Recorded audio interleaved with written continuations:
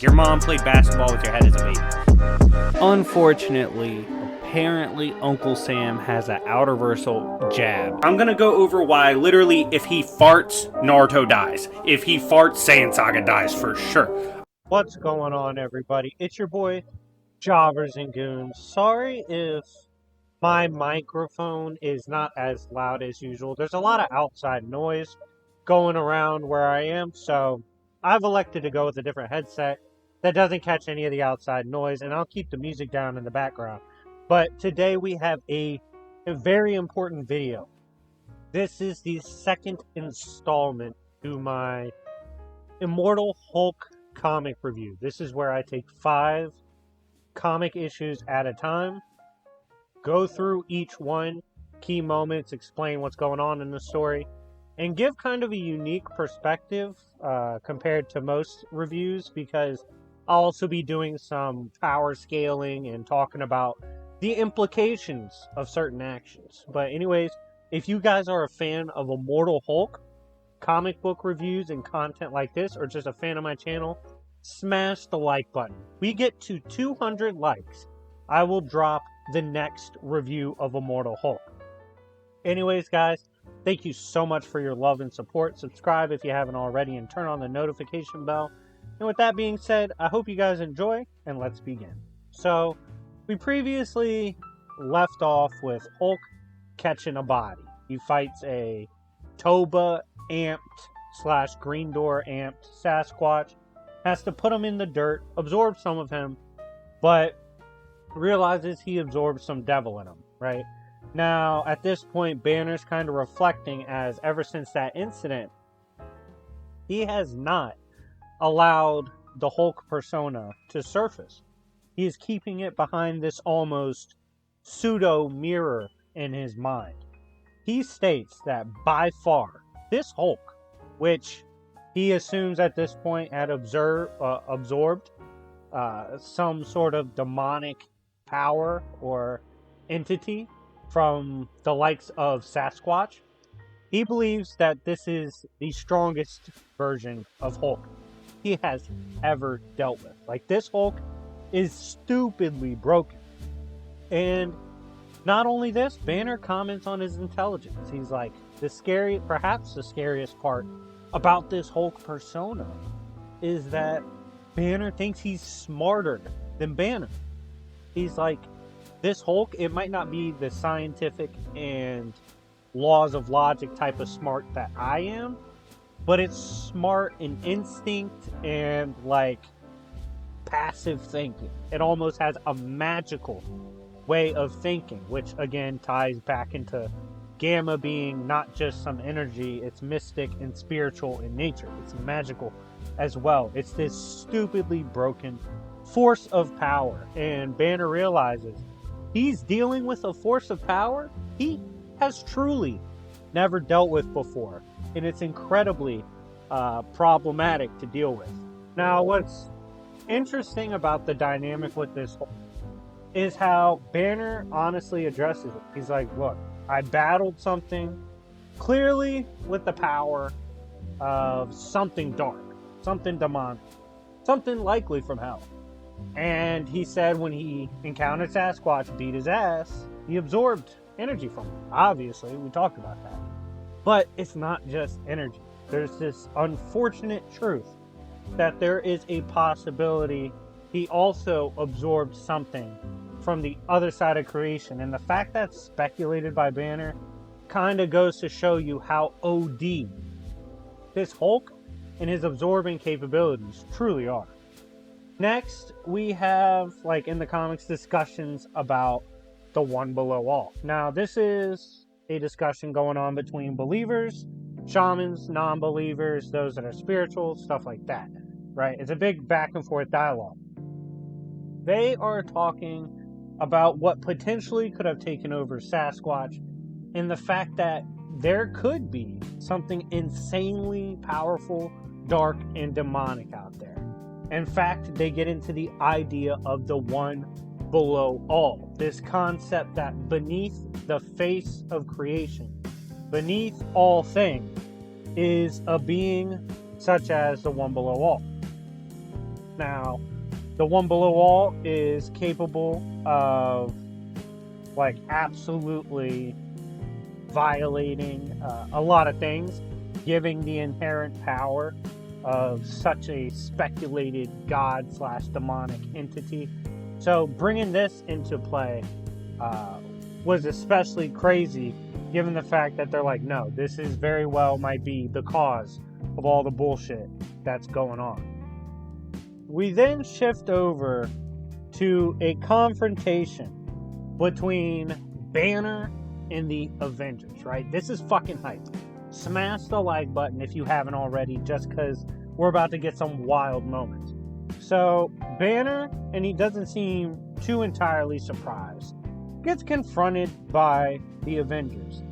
This Avengers is led by the likes of Carol Danvers, features Cap, Iron Man, the likes of Black Panther, Ghost Rider, Robbie Reyes, and Thor. You know, it's got some others as well. It's a pretty dangerous team.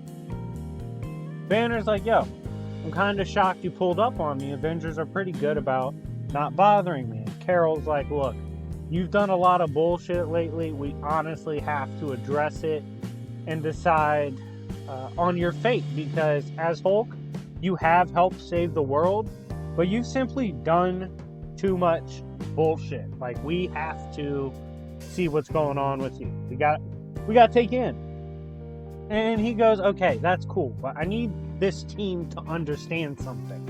Banner's like, this Hulk you're dealing with, this is a Hulk very unique in situation like this, because you guys are confronting me towards the nighttime. He's like, in the daytime, sure, the Hulk's beatable and killable, sure, but at nighttime, that's his time.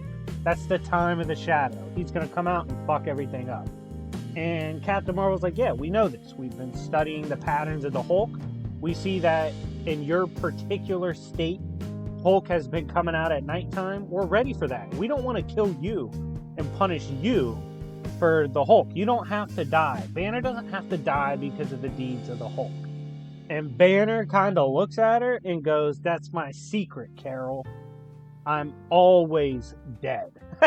Like, he's making a movie reference clearly to the Avengers, but he's saying he's already dead. Like, there's no way to really preserve Bruce, which is pretty horrifying, you know?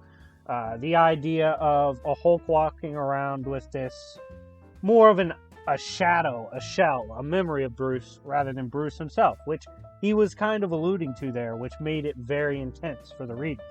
We then move on to some notes between the writer, editor, obviously, and readers. They would write in questions, especially questions relating to, yo, what's going on with Hulk? What did he absorb? We see the writers confirm that there was indeed something from the other side of the creation. The one below all's shadow, his realm, something from there was absorbed by Hulk. Like, that is indeed a thing. It's not really rumor or speculation anymore. That is what it is. Like, that shit did indeed happen, and it's confirmed in between comics and will be confirmed in comics. But that, like, those in-between moments where the author's answering questions are real crucial, especially if you're concerned with stuff like power scaling and confirming where things scale. You kind of need those notes and confirmations because they're huge to the Hulk lore. But getting back into this, we go back and resume this confrontation with the Avengers, in which Hulk has come out to play, right? And off rip, he nearly puts Thor on a t-shirt. He hits Thor so hard, Thor immediately goes down. Like, he's concussed. He's absolutely fucked up. And Cap's like, oh my god, like, Jesus, like, Thor just got rocked, everyone. And he puts up his shield in time to block a fist. And when he's blocking Hulk's fist, Hulk is like, hey, look, it's Nazi Cap. He's like, don't you have a Hydra head to pop out? Like, if I knock your head off right here, won't two grow in its place? And Cap's like, dude, I'm not, like, that's not me anymore. Like, I'm not Hydra. And he's confused as Hulk's kind of bullying him, right? Black Panther gets involved, shocks his head, and it doesn't really do anything to Hulk besides piss him off. And at that point, Iron Man's kind of firing away too. He's like, man, fuck this. We gotta we gotta do our best against this Hulk, guys. Like, he's wilding. And so he's kind of pulling up. He's like, yo, should we use our extreme weapon? And Black Panther's like, we have it on standby. We really don't want to use it on this Hulk because it's OD. Let's not use Weapon Helios. Like, let's not do that. Let's just try to take him down regular. This is when we see a conversation take place between Thor and Captain America, in which Thor surmises that Hulk has transcended to either one of two things. And he goes, Cap, you guys deal in science and logic. Like, that's your thing. Like, you guys are from this world. And he goes, Hulk is not of this world. I deal with gods, mythologies, and symbols. This Hulk, this being you guys have created here in the mortal realm, he said it's either a fake god or a devil. That Hulk is vastly beyond any Hulk they have ever encountered before. And this Hulk hit Thor harder than Thor's ever been hit before. Like, he could not get up. He was down. He was fucked. And he's like, yeah, no, this Hulk is absolutely broken. He's a fake god or devil. It's something like that. This is something we probably don't have methods to deal with. And at that point, it kind of goes back to Hulk. As Thor explains, like, this Hulk can see and sense and almost smell like the sins, fears, and horrible things everyone has done. Like, you can't hide it from this Hulk. It's weird. And Thor's like, yeah, no, this is fucking problematic. And we see Hulk running into this Hulkbuster of Iron Man. He's like, yo, y'all call me Devil Hulk? That's a pretty dope fucking name. And he goes by Devil Hulk, right? He starts beating the shit out of Iron Man. He starts ripping into it. Iron Man gets the sensors going off for, yo, get the fuck out of there. Like, it's pretty bad. And he absolutely just destroys this Hulkbuster. He's like, don't even fucking pull up on me, dog. Like, I'm a different breed now. You really don't want this smoke. And it pans back to Thor, who can't get up and rejoin the fight. Think about all the things that have hit Thor over time. God bombs, God-destroying weapons, Celestials. All these powerhouses Thor has dealt with. And one massive hook from Hulk has him down. He just can't recover. And that's when Jen, or She-Hulk, is unleashed upon Hulk, right? She's supposed to at least somewhat help fight against this Hulk. And as she is, he tricks her into thinking it's a fight, right? Like, he's going back and forth with her, and he's like, ha, gotcha, bitch. And absolutely rocks the shit out of Jen. Like, she gets thrown several miles. She's out of the picture at this point. Like, She-Hulk tried to pull up, really guessed it. She couldn't really do shit to Hulk. She's kind of out of the equation. And that's when they ultimately have to use Weapon Helios. Like, this is a weapon they created to take down something that could be vastly stronger than anything Hulk has ever produced before. And Black Panther's like, yo, let's be fucking real about this. We use a weapon of grand scale that, truth be told, we've never really used before, right? Like, it's absolutely reduced this Hulk, this Devil Hulk, to absolute skeletal remains. And he's like, here's the scarier part than just this weapon. He's like, if we didn't use this weapon on Hulk, imagine what would have happened to us if we didn't have it. We would have been fucked. We would have died. Panther's like, dude, dealing with this Hulk is absolutely crazy. And that's when we see the writer kind of weigh in at this point with into comic notes and addressing questions, and goes, yo, listen, real shit. According to his knowledge, as the remains of Devil Hulk are sent off to a lab, he's like, no one's been through what Hulk's been through. Like, no one's been hit with what he just got hit with. No one's being currently subjected to what he's been subjected to. Like, the pain, the torture, the treacherous life path of Hulk no one's dealt with, which is a really interesting thing for the author to say. You know, does he have authority over all stories to really say that? That's up for you to decide and comment on, but it's pretty interesting to say, like, yeah, no one's been through anything like what Hulk's been through. Now, we see Hulk and his body have been shipped off to a place that is, like, illegally conducting experiments. Like, that's the best way I can put it. They are operating and performing experiments on Immortal Hulk's remains. Now, this gets into some crazy discussions about Hulk, right? While they are trying to break down what makes up Hulk and, like, his remains and how they work, they talk about how the lab goes to the edge of science. Like, science and law, that is what the lab pushes towards. But there are boundaries to cross where it's not science anymore. And there are laws that dictate what is and what isn't science. These laws are violated by Hulk's healing factor. Like this Hulk in particular, Devil Hulk, his factor doesn't work like conventional scientific means. It's beyond logic. Like, the things they're dealing with is not science in itself, which makes the likes of Hulk fucking scary. Now, we see something kind of unique with this Hulk, right? This Hulk demonstrates that he has complete autonomy over his healing factor. Like, he can influence when and how powerful the healing factor works. And he immediately starts breaking out of the jars that he's put in, as the scientists are fucking in shock. They're like, oh my god, we're about to get assaulted by the remains of the Devil Hulk. Like, what the fuck is going on? And Hulk goes, yo, you dummies, I can control how my healing factor works. I can control what happens to me. You can't compare me to science. In fact, it's fucking laughable that you ever thought you could. Like, I am not a being of science, and the fact you thought you could try to measure me with such is disgusting. And he absolutely butchers the lab. He's like, fuck this place. I was just testing out the new whip, seeing what I'm capable of. Fuck you guys, I'm out. And he dips. That's when we see Absorbing Man is going to be used to go up against Devil Hulk. So Absorbing Man is brought into a lab. He's in this like red, weird state right now. And he is given a mouse. And he's like, yo, what the hell is this green glowing mouse? And they're like, yo, real shit, that's an experiment that we ran on Gamma.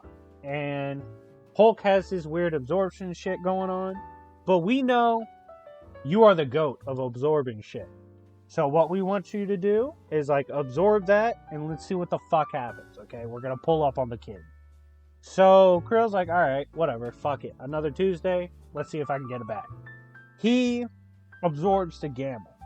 This obviously gives him a weird fucking amp. And as, Immortal Hulk or Devil Hulk is walking around, he's kind of realizing like, yo, people want me to fight. There's weird shit going on.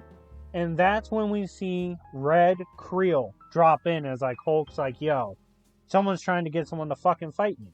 Creel pulls up, red, massive, and he has his ball and chain weapon. And he's like, yo, Hulk, you're a bitch. Let's 1v1. And Hulk's like, yo, I can't believe a jobber of the level of absorbing, was actually sent to fight me. And he, even though Absorbing Man is doing pretty well in the battle, in fact, he's kind of able to get the drop at some point and like start absorbing shit, Hulk's like, bro, you can't beef. Like, you can't go back and forth with the GOAT. Like, you're a jobber. You're a bum. And at that point, Creel is trying to absorb shit from the Hulk. And what he absorbs from the Hulk sends him to a realm he is not prepared to see. This art is crazy. Like, you see him being subjected to the lower side of creation, the face at the shadow of creation. It's beyond everything they've seen before and is subjected to. This realm openly tells him, like, yo, Creel, you're fucking with stuff that comes from the one below all. Like, you don't know what the fuck you're dealing with. Like, this gives you access to a realm outside of creation that you weren't ready for. Like, the fact you are here, it shows you are fucking with the big dog. And that's when we see the fight resume again, right? Like, Creel at this point, he's kind of absorbed some of the Toba power, and he's heavily fucking deformed. Like, he looks like this wild creature out of hell.